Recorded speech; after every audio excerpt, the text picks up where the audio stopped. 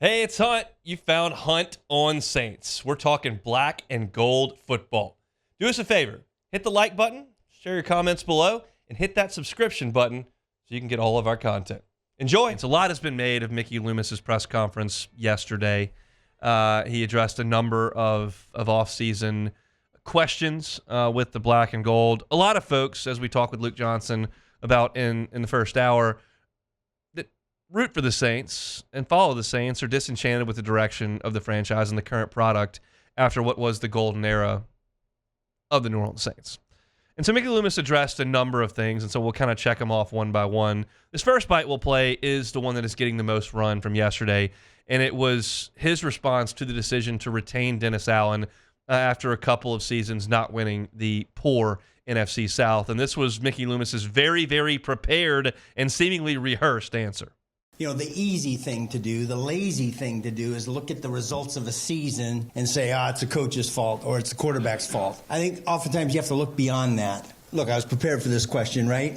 Chuck Noll, his first 3 years, Hall of Fame coach. He was 1-13, 5-9, 6-8. But they recognize that this guy's a good football coach, right? Bill Belichick, 6-10, 7-9, 7-9. Tom Landry, 0-11, 4-9, 5-8. 4-10, 5-8. Hall of Fame coaches, all of them. You got to look beyond that. You know, what are the reasons why we were 9-8 instead of 13-4? Look, it's collective. It's the players. It's the coaches. It's me. It's our personnel staff, our roster. It's variables sometimes that we don't have any control of. My assessment is Dennis Allen is a good coach. With Sean Payton, we went 10-6 the first year, but then we were 7-9, 8-8. I heard some of the same noise, but at the time, I knew we had a good football coach. And so I think sometimes the hard thing to do is to be patient and recognize your other shortcomings and get those fixed. And that's what we're doing.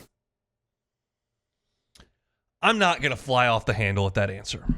I could. I don't think it would be genuine. I just think the message is so poor. Because in that answer, he is very clearly speaking to the fan base. And to put Dennis Allen in the conversation with Tom Landry and Bill Belichick and Bill Walsh and Chuck Noll is borderline insulting to the fan base. It's basically saying, look, you guys don't get it. You know what Sean Payton did, but you don't realize that everywhere else, these great coaches have rocky starts. We've got a great coach. And he's going to be in the same breath as these Hall of Fame guys. That's the message you're sending. And it's just a bad look. As Luke said in the first hour when we were talking with him, read the room. It's important that your fan base be engaged with what's going on. And they're tuning this whole thing out because of the results the last 2 years and Dennis Allen's results in the entirety of his coaching career. Bill Belichick had Tom Brady. Tom Landry had Roger Staubach.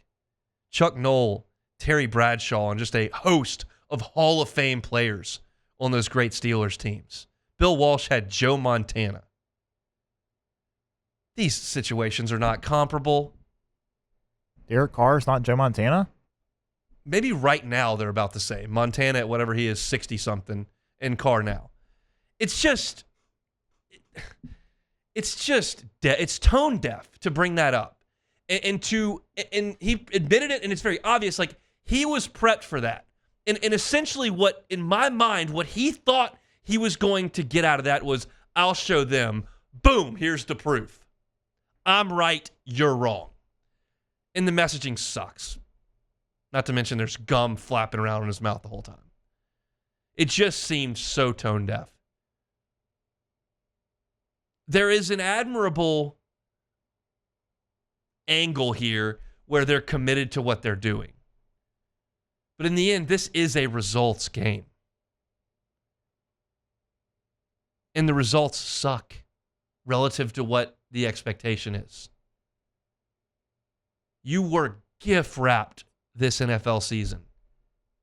And because of the ineptitude across the organization, you threw it away. And now Tampa is enjoying the fruits of that.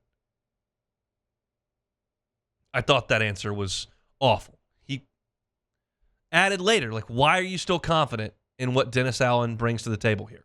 I think the things that the head coach is responsible for, game day management, scheduling, all the things that you guys don't see, that I see or that we see internally, I feel good about. Yeah, there's certainly areas that he can improve in. But look, we've had a quarterback change. We've had, some things changed in the last two or 3 years. And so we got to look at ourselves and say, okay, what's our expectations? Are they realistic?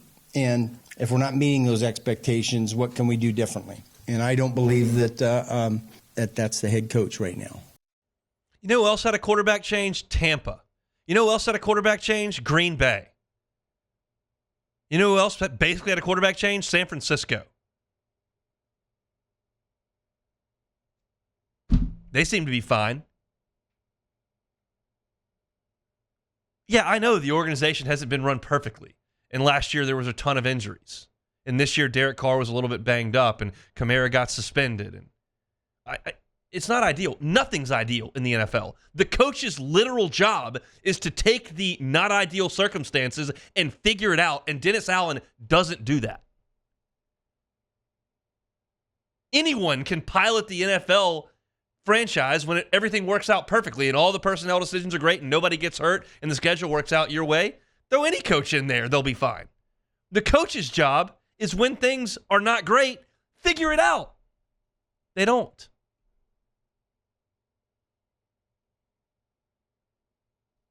It just the results do not back any of this up. Certainly, the possibility exists that this thing gets righted and that Derek Carr is the answer and that they make some shrewd moves in veteran free agency and hit on a couple of draft picks and they're much better next year and they win 13 games. That possibility exists. I just have a hard time seeing it, and so does everybody else on the outside. I didn't like that answer either. Now, this is a great question, and this is probably, to me, a bigger concern even than Dennis Allen with me, is the Saints roster situation with the salaries attached to aging players whose production is declining. And Mickey Loomis was asked, hey, how much longer can you stretch this while the roster ages? We go through that process every year in the off season, and I've said this before, is that we had kind of a vision and a plan for post Drew Brees, and then COVID hits and we get this big setback relative to the cap and finances, and so that's caused us to recalibrate a little bit. But the answer to the question is yes, we do that. I'm not going to tell you what we're doing, but we do that, and we have to make up some ground. There's no question. Over a period of time here, we're going to have to make up some ground cap wise. They're the same names I've been mentioning and everyone's been mentioning and you know about, but it's just what you've got attached to Ryan Ramczyk and Cam Jordan, Alvin Kamara, Michael Thomas.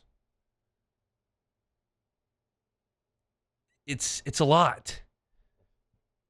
And the production's not there. So what do you do with Marshawn Lattimore? Can you do anything with Alvin Kamara? What's next for Trevor Penning? That's the other side of things. It's not an age issue. It's a production issue, obviously. But there's just a lot of trouble spots here as you've continued to, as we always say, kick that can down the road. And it makes all the sense in the world to do that when Drew Brees is your quarterback. And we all knew at some point that you were going to have to pay the piper. And the Saints just don't really do it. And that's how you end up with the oldest roster in the NFL. And that's how you end up in a situation where you don't have a third-round pick this year, and you don't have a fourth-round pick this year. That's the only way to get younger, is to draft players, and you don't have the picks to do it. That's not good. They did decide to move on from Pete Carmichael, and Mickey Loomis addressed that decision, which is really the only significant change being made. DA and we just, as an organization, decided that we needed to change. And Pete's a fantastic coach. Been with us for 17, 18 years, done a lot of really, really good things, but just felt like we needed to change.